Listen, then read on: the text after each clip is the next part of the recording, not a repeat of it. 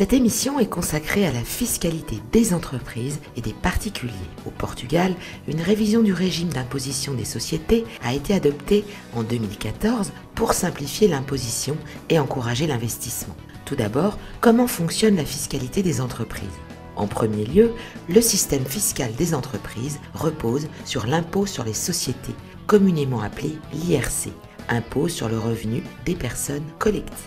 Oui, la fiscalité, elle est un peu moins importante qu'en France, puisqu'on est taxé sur 23% au niveau de la fiscalité.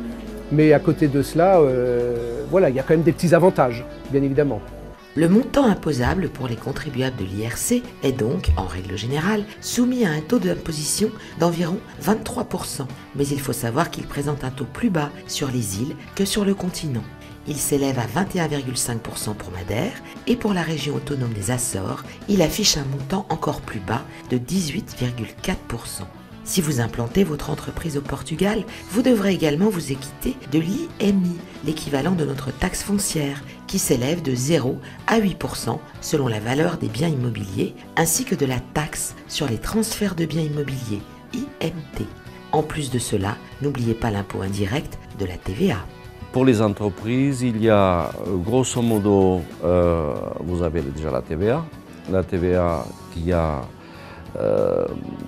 en fait un taux de droit commun qui est de 23%, le taux intermédiaire qui est de 13% et le taux le plus réduit de 6%. Il faut rappeler aussi il faut préciser que le Portugal, il faut distinguer ce qui est le continent et les îles.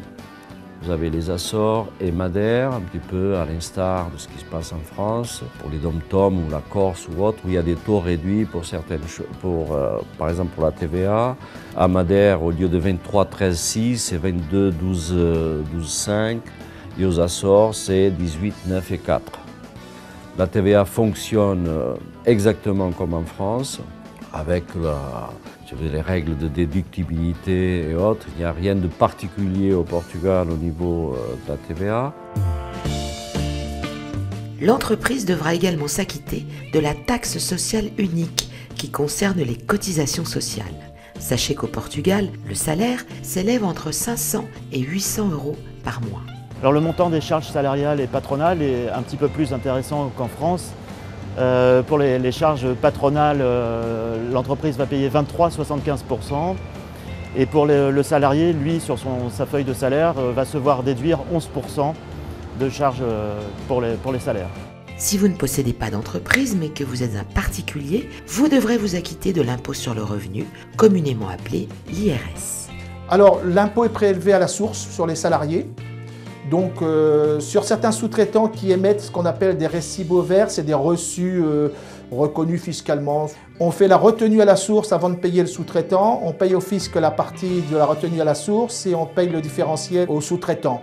L'impôt sur le revenu est un impôt progressif, calculé en fonction de la situation personnelle.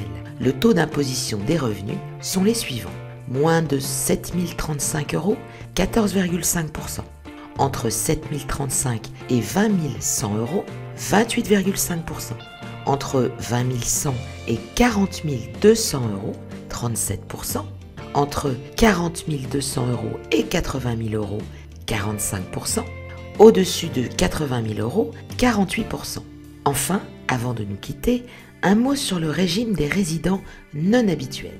Il y a le régime des non-résidents habituels, qui est un régime quand même avantageux pour les Français qui vivent au Portugal, dans la mesure où ils remplissent un certain nombre de conditions de travail qui amènent un apport intellectuel ou pour les retraités. Ces gens-là sont au Portugal exemptés d'impôts dans la mesure où une retenue à la source a été faite dans le pays du paiement. C'est intéressant parce que la plupart des pays prélèvent entre 15 et 20% de retenue à la source. Et en théorie, au Portugal comme en France, on devrait payer le différentiel entre l'impôt qu'on aurait payé si on avait été dans le pays et l'impôt réellement prélevé. Au jour d'aujourd'hui, c'est très avantageux. Sachez que cet avantage pourrait être supprimé dans les prochaines années et que les fonctionnaires français ne peuvent pas en bénéficier. Dernière information avant de nous quitter, l'année fiscale au Portugal correspond à l'année civile. En principe donc, du 1er janvier au 31 décembre. mais le salaire est distribué sur une base de calcul de 14 mois.